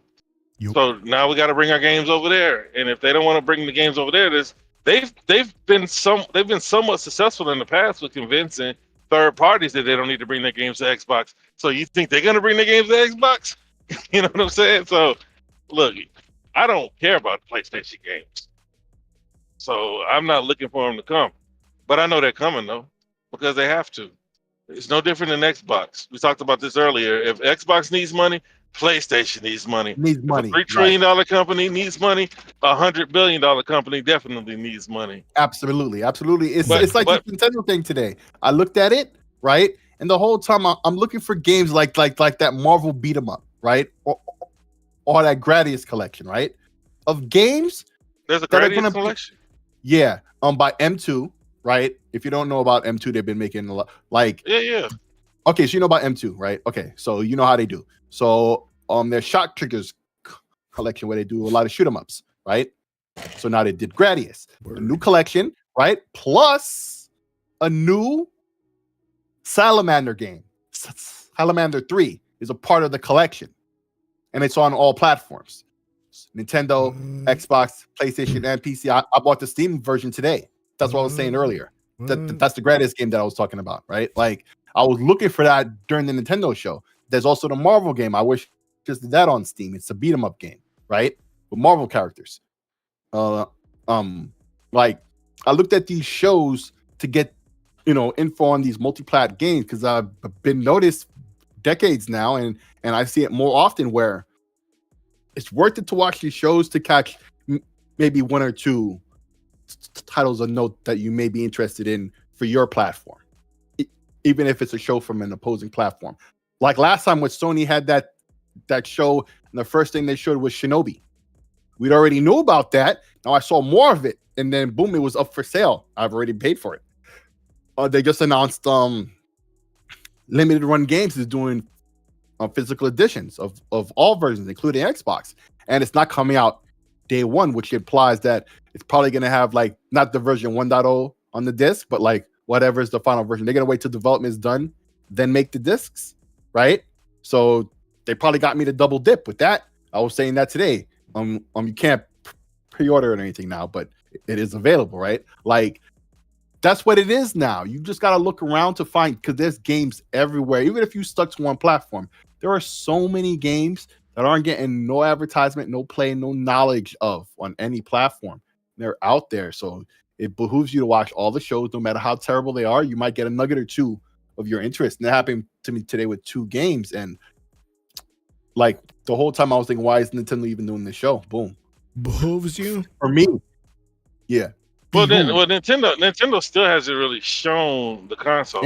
Yeah, that's next week. So next episode, because they'll be doing it April 2nd. I think that's a Tuesday. Yeah, they need to show that. They need to show the console. We'll have seen it. Yeah, they gotta show the console, show the features, because all they did was just show a little music video with streaming across. They gotta give us a price, right? Unveil the price and let us know a launch game or some of the launch lineup. $399. That's a minimum.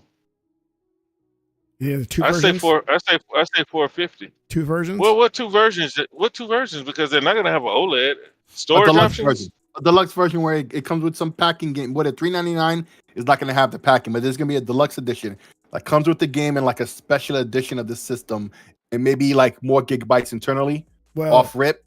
What if they create a light version and the regular version and release both of them? Yeah, they could do that. Maybe like an entry. I would. You said a white version? A light. Oh, I think that comes later. I think that comes later. I think they're gonna do what I'm saying with the deluxe edition, like they did with the Wii U. They did with the Wii. Like they're gonna do that. But you know how, like with the 360, when they launched the 360, they had the version with the hard drive and the one without. And the PS3 had a 20 gig and a 60 gig, right? Like a lesser system that technically plays the games, but like what you get in the package is less for your money. Remember the arcade version? You get the little card. Yeah, right, like that. I think that's what they're gonna do. So that might be $499, hopefully. But Nintendo is Nintendo, man. I don't know. Like, yo, you always say, and you could hear the tinge of me in opposition, because it's only in opposition because I don't want it. But do I feel it's very possible? Yo, realist, I gotta tell you, I've never thought that it was impossible. So in case you ever thought that I've implied that even like subliminally, it's just that I don't want it to be that. But I do understand. I always have. I want to make that clear. I always did that. Yo, it could be that Nintendo could be that greedy, and there is no deluxe. It is just that one system, or maybe that one system is what is mostly a deluxe, right? Like instead of it being 32 gigs, it's 64 or 128, but that's all they have, right? They don't have a smaller one, and then they charge that $499. I think they learned their lesson with that bullcrap they did. But see, I give Nintendo a lot of passes for last generation because last generation was a Hail Mary, right? Like Yes. that was they almost went out of business after the Wii U. So they basically combined both of their markets into one and threw the Hail Mary, through the least that they could do. They took a chip that was so old from Nvidia to put that together, right? Yeah. And then they said 32 gigs. It was Yeah. so small that some of the games, Didn't you fit. know what I mean, would pretty much have to get installed in the game and kill all your system memory.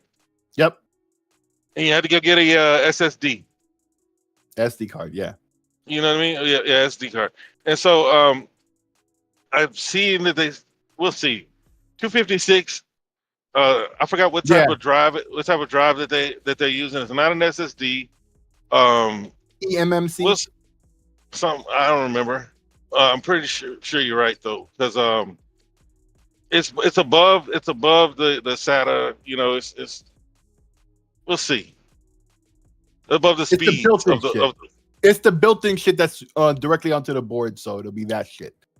Yeah, we'll see. But like, they got to give us this information. Honestly, I'm not interested. Like, they got to show me something.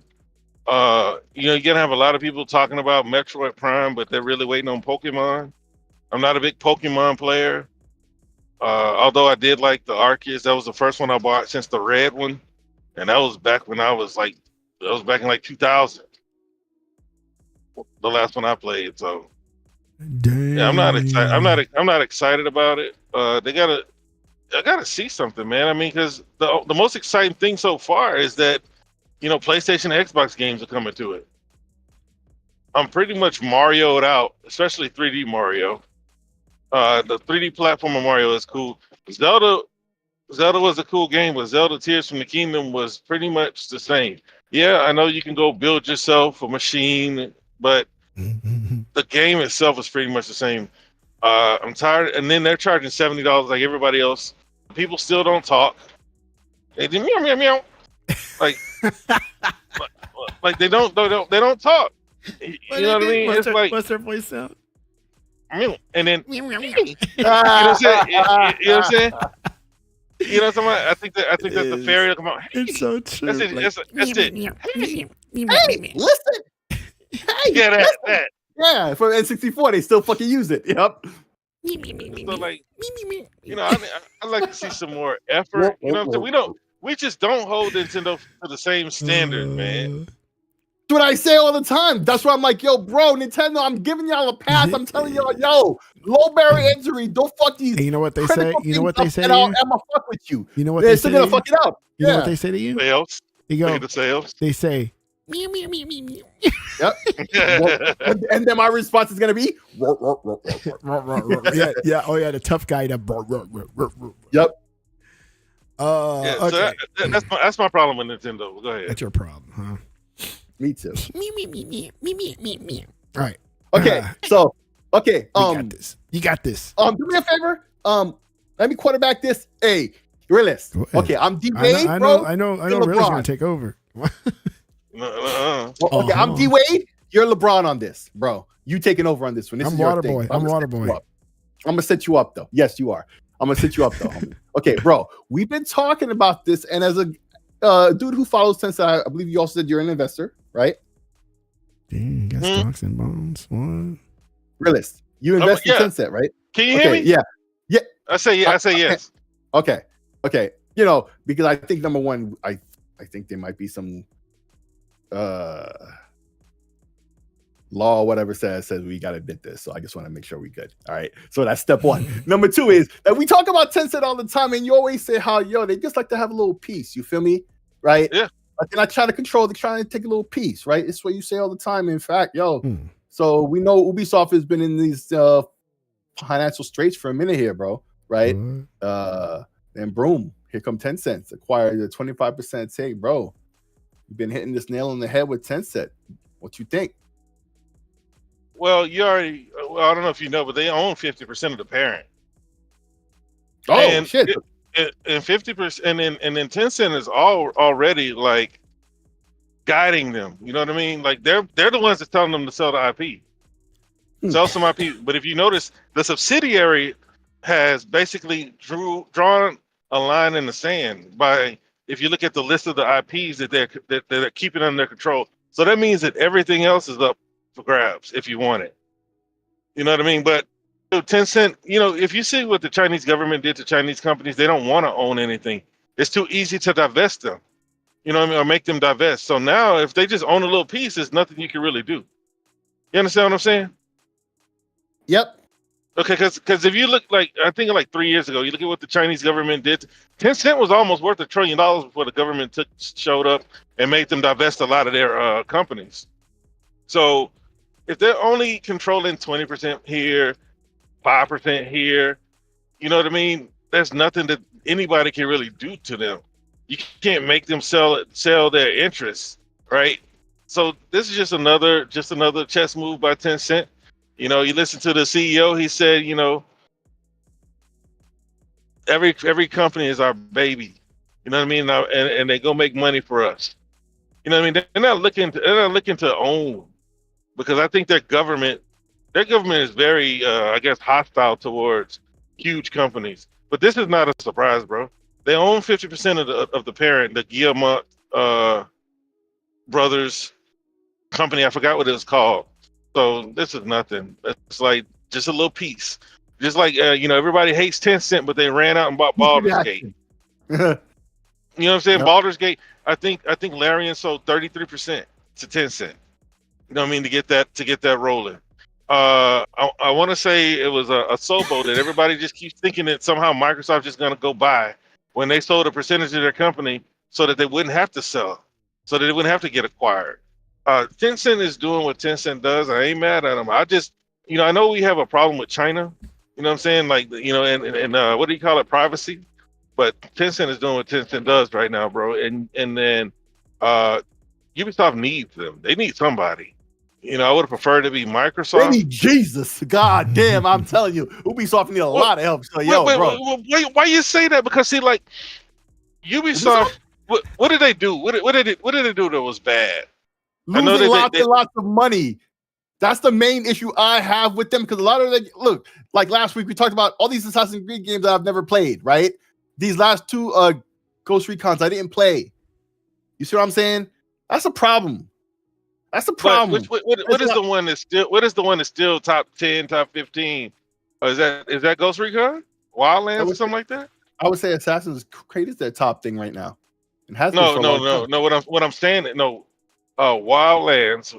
That one is top 10, top 15 across all the platforms. When I look at the Circana data, you always see them there. So that game, even if you go on Steam, it's top 20. You know what I mean? That's what I'm saying. Like, I don't pay no interest to none of those, right? All I'm saying is I see the reports of them losing money left and right and firing all these people and things looking really bad. That's all I see and know. Well, right, if the games, but just like they say, like now people are waiting for CDPR to die. You know what I mean? Like these people are these anti-woke people. Like they are very toxic and irritating. They're just a collection of irritants. So it comes out that the budget is $400 million for Witcher 4. Because Ciri's in it, they're mad. Oh, if it fails, they're done. And that might be real. That might be reality. I mean, Cyberpunk did a lot of damage too. But CDPR, like they always do, they come back and they fix it, and everybody will forget by the time the next one comes out. But I think the next game that they drop is going to be 100%. But about Ubisoft, what I'm asking is, what have they made that was bad, right?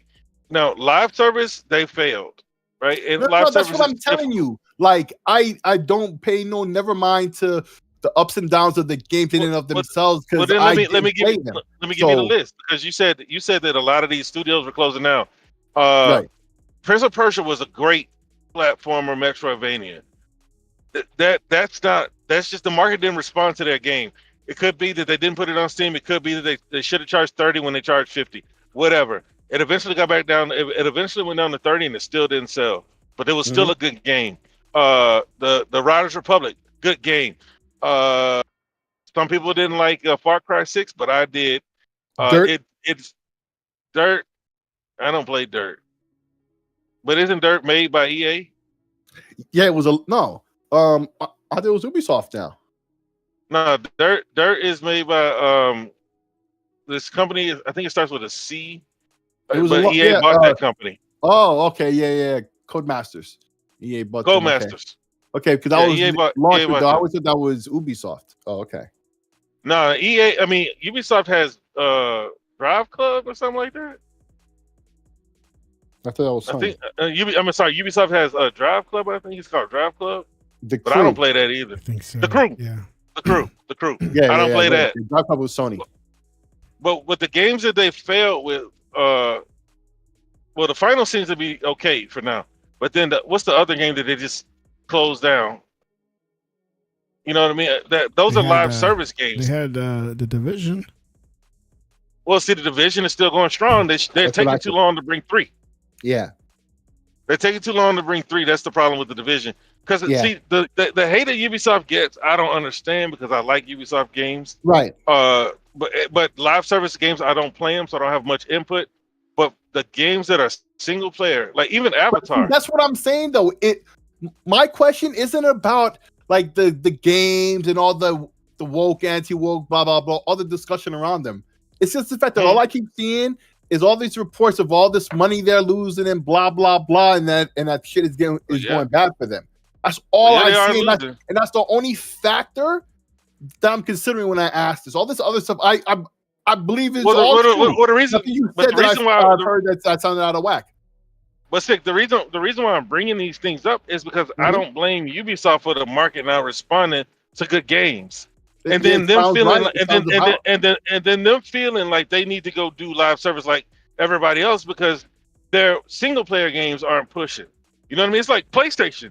Some of the people, a lot of people believe that they make the best games in class, but they're not moving enough.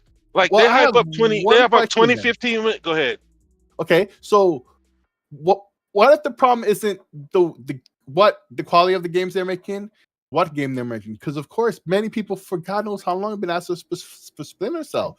Like, how much is a situation like that a part of the problem that they just haven't put out a Splinter Cell? Have they been?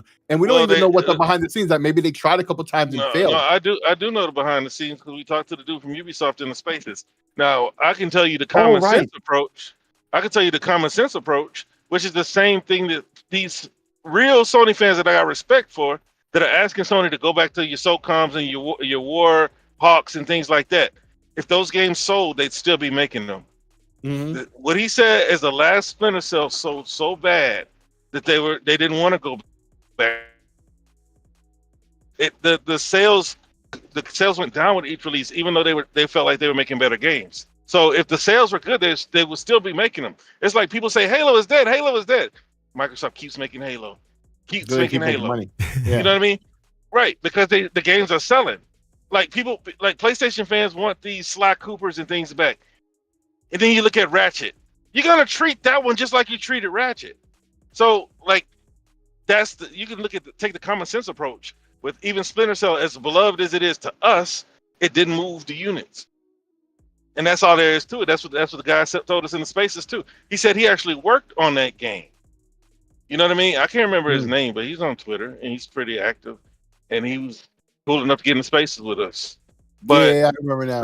But the common sense approach is it didn't move enough units. And so what did they try? What were the rumors? The rumor was that they wanted to make a live service Splinter Cell. And then everybody was like, no live service Splinter Cell. But shoot, man, you did respond to the single player Splinter Cell, so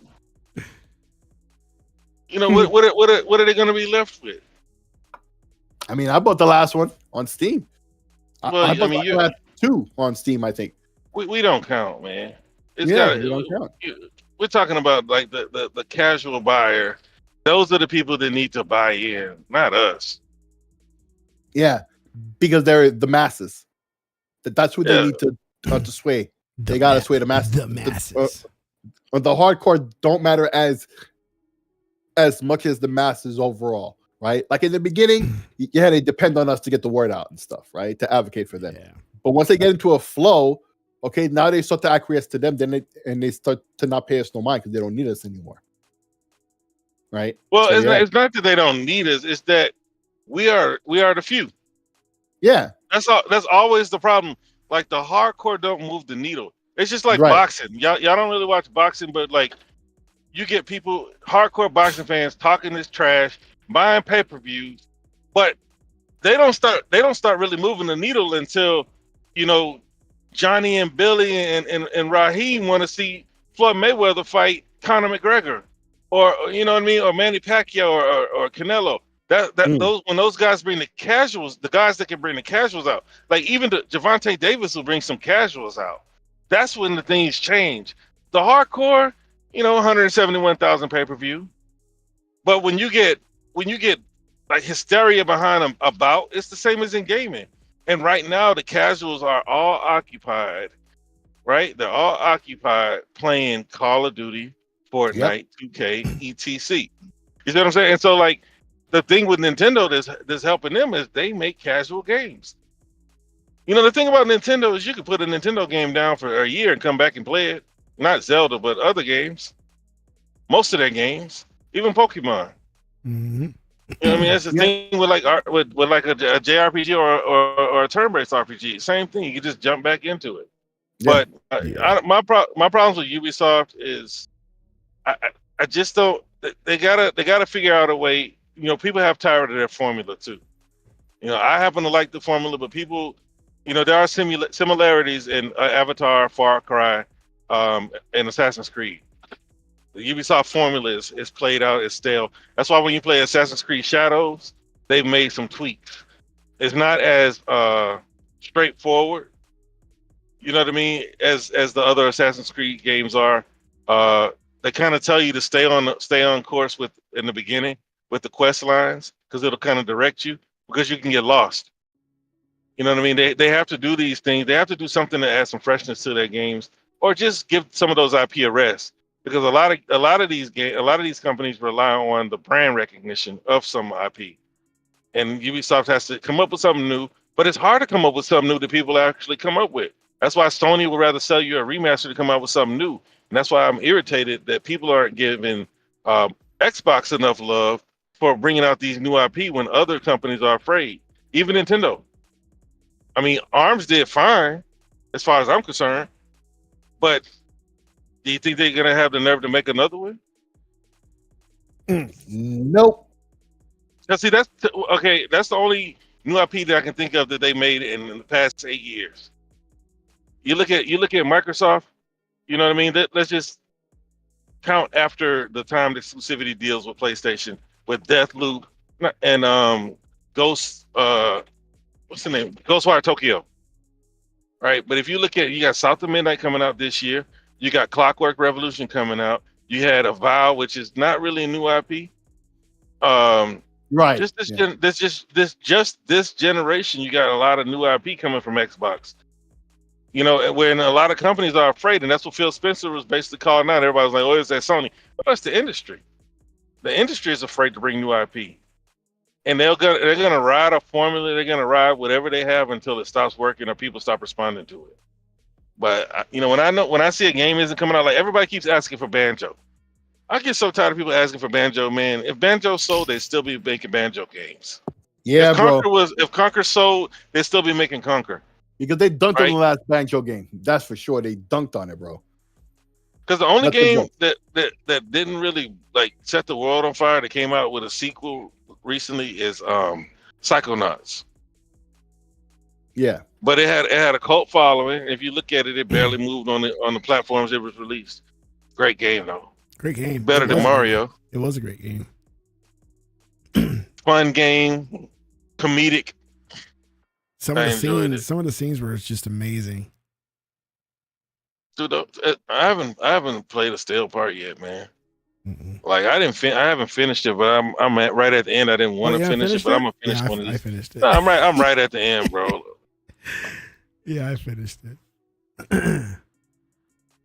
It's because it's what I do. I finish games.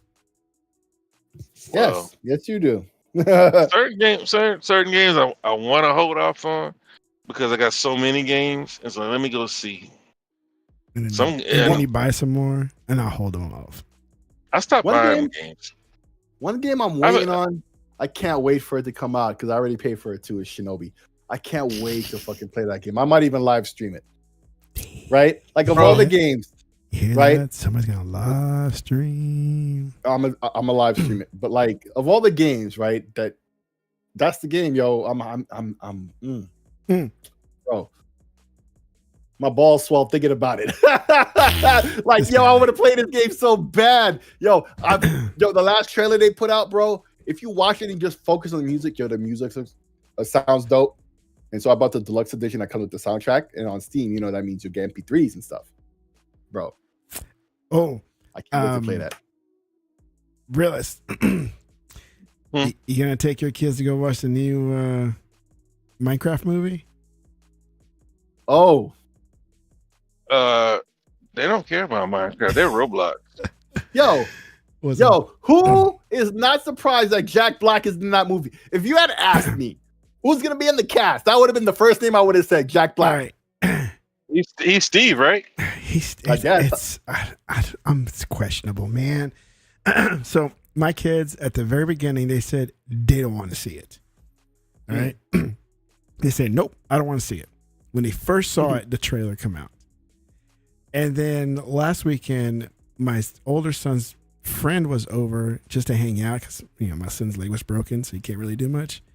Came over here to hang out for the day, and they were talking about Minecraft movie, and it's like, so what? You guys want to watch it? They're like, yeah. So all three of them, my two kids and the friend, like, let's go see it, right? It's like, now you want to see it? It's like, yeah. I was like, all right, we'll see. And so I continue seeing the trailers, and I'm like, it could have been so much better. It has so much source material from between the games and whatever else is out there. Because if you look at YouTube and search for Minecraft stuff, dude, they got some amazing animators out there. I don't know how they do it. It's crazy with their stories and everything. Some are just random crap, but there's a lot of good stuff out there too. And then you got the Minecraft story mode games, which are freaking epic. If you never played them, those are some good games, right? And then they come out with this movie, right? After the success of Super Mario and everything, it's like, oh, we're gonna get a Minecraft movie, cool. And then it's half life, half animation, like, and then Jack Black is Steve. Like, dude, what a joke was that? I'm telling you, Jack. I'm telling you, had you asked me before they announced it, right? I would have said, "Yo, Jack Black's gonna be in it." Like, who else are they gonna get? But they could have made a full animated movie just like Super Mario Brothers. Sure, or Sonic or whatever. Or Sonic. Agree. Oh my God, Sonic! How can I forget Sonic? I fully agree. But I'm saying though, Minecraft. You know they gotta fucking get Jack Black. Fucking guy. Like even if it was animated, you know he was gonna be the voice. I'll end up watching it. Right. And there you go, right? You complain so much, but you're gonna be watching. I'm gonna watch it, but I'm like, I can't get past that. You're the one who was just putting the boys together to go watch it. You're just upset that they didn't want to watch it at first. Like you hypocrite. You try to put it on them, but it's really you. You want to see this. I want to see it. I don't want to pay for it, but I want to see it. You want to see it. There's nothing wrong with that. You want to see it. You want to see it. I'd rather see a real Minecraft movie, man, with real Minecraft characters. Why don't they make a Brutal Legend movie? Brutal Legend, wow. Oh, that guitar.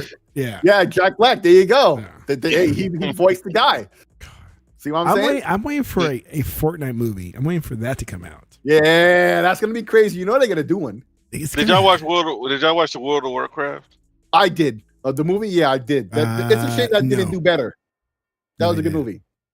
They spent a lot of money. Maybe I did. That was really it just didn't make sense to me at the time. Maybe because I wasn't following. Maybe I have to watch it again. I thought it was good. I thought it was really good. Yeah, but no, it was like. Was it buns? But I'm not. Man, I wouldn't call it buns though. Like I'm not. I never. I just played Warcraft. I don't know anything about the lore. Mm-hmm. Like, and I didn't play it long either because it was $15 a month. Yeah. No. You know what I mean? Some people like. I just never like. That was like the live service that opened the door to everything. Yeah. Like. The games like that, and what was another one like Everwinter or some other crap, some crap?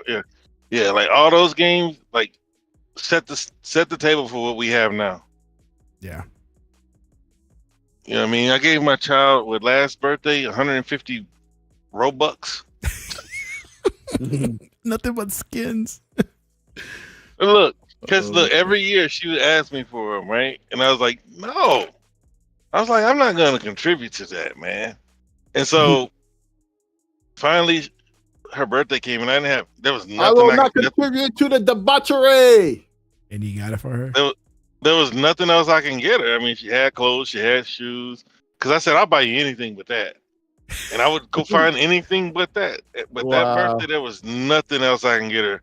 Like, nothing. So I said, you know what? Screw it. I get her $150 worth of Robux. And she spent them. She gave them to her friends. I said, I ain't doing that again.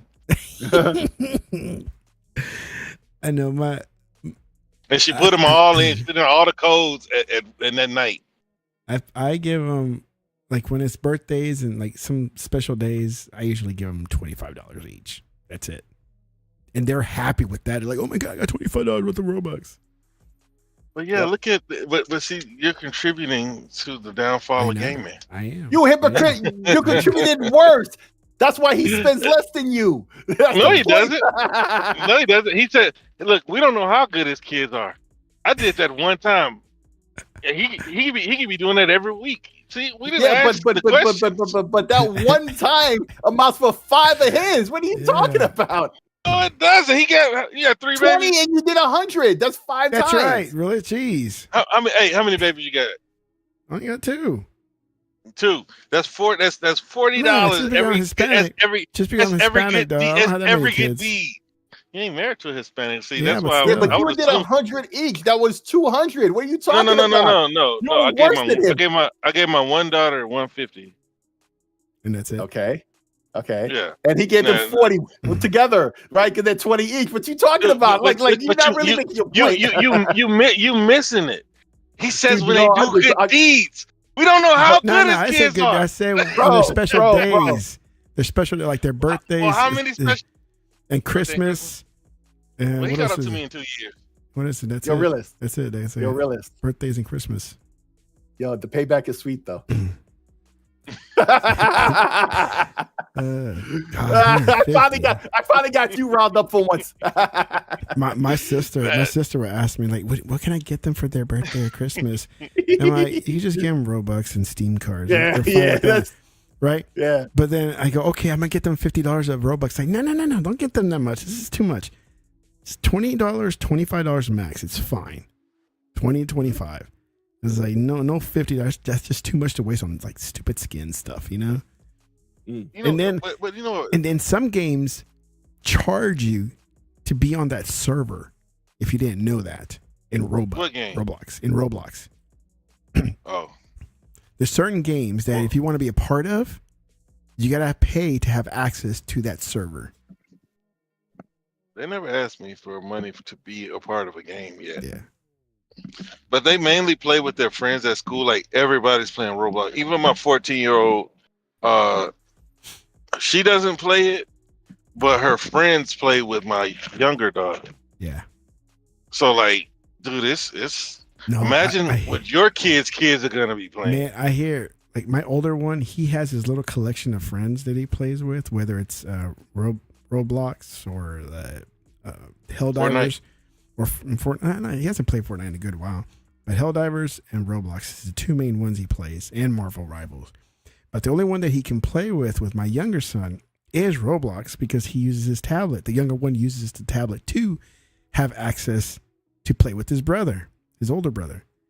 And so sometimes, like the little one, he's just kind of running all over the place, causing all sorts of havoc. And then the older one will completely block him as a friend.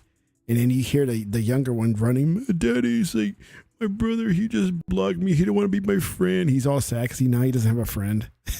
It's like, so I got to go in there and be a peacemaker. It's like, dude, just unblock him. Let him play. Like, what's the problem? Yeah. He's been annoying in the server. He's always like killing us and everything. I'm like, I don't know what to tell you. Well, they do that to my daughter too. They had some game where you have to adopt them or something like that. Adopt me. And she was like, she came running to her mama, Sarai won't adopt me. Like, and I heard her just, adopt me. Why don't y'all adopt me? I'm like, go find something else to play. Oh my God. I tell my older ones, like, he's your number one fan. Like, he looks up to you on everything. It's like, let him play. He's not doing anything. He's probably just watching. No, he's not. His connection is lag. It's causing us to lag. I'm like, oh my gosh. I told you that like you don't know what lag is. I know. I would have told him, man, God, the bull crap. I had to tell my sister, my older daughter that too. She's your sister. You're her hero. Like, don't choose other people. Like, if she's annoying, she can't be too annoying if they play with her when you're not around. Yeah. Even like my daughter's friend's boyfriend. He's looking for my younger daughter. You want to play Roblox? I said, man. I was like, I thought when I look at Roblox, I think like kids play it, but like teenagers want to play it. No, I'm seeing more adults say that they play Roblox. Oh my gosh, no. No, on Twitter, I've seen. That's why nobody wants to. Hold on. That's why nobody wants to make new IPs, man. Okay, here's the problem though. Realist. Captain Obvious statement first is that you're an adult, right? So therefore, you're seeing everything from an adult point of view. So when you talking these people on Twitter, they're not adults. That's why they're playing Roblox. You think so, man? I don't like discriminating on people's gaming. No, and that's fine. I'm not saying that either, though, right? But like, you assuming that they're adults because they're saying they're playing Roblox, and to you, oh, so you're saying there are kids on Twitter? Yeah, these are just kids, bro, man. Because what I notice on Twitter is most everybody is 35 and up. Console. And I don't mean physically. They could be 35. Oh, you mean mentally? Okay. They just all kids. Still, that's all. That's all you. That's all you're talking to. Still, kids. Why are you talking to kids, man? No, he's not gonna know because they all act the same. It doesn't even matter anymore. It's like, yo. Gosh. Well, when I see somebody that speaks a certain way, I'll ask them, "Hey, how old are you?" Right. I don't want to be mean to children. He's like, F you, I'm not an effing kid. I was like, you sound like one. Yeah. I don't believe you, so I'm leaving this conversation. You enjoy your day. Yeah. All right, man. Let's end this. End this bullshit. Let's end this bullshit. I'm not going to come up with excuse because I know realists be like, man, just say you want to get off. Yeah. All right. I'm just going to say we're going to get off. And whoever's watching, if you are, or if you're not, or on the replay, we'll talk to you next week. Peace. Bye. Peace out. Adios.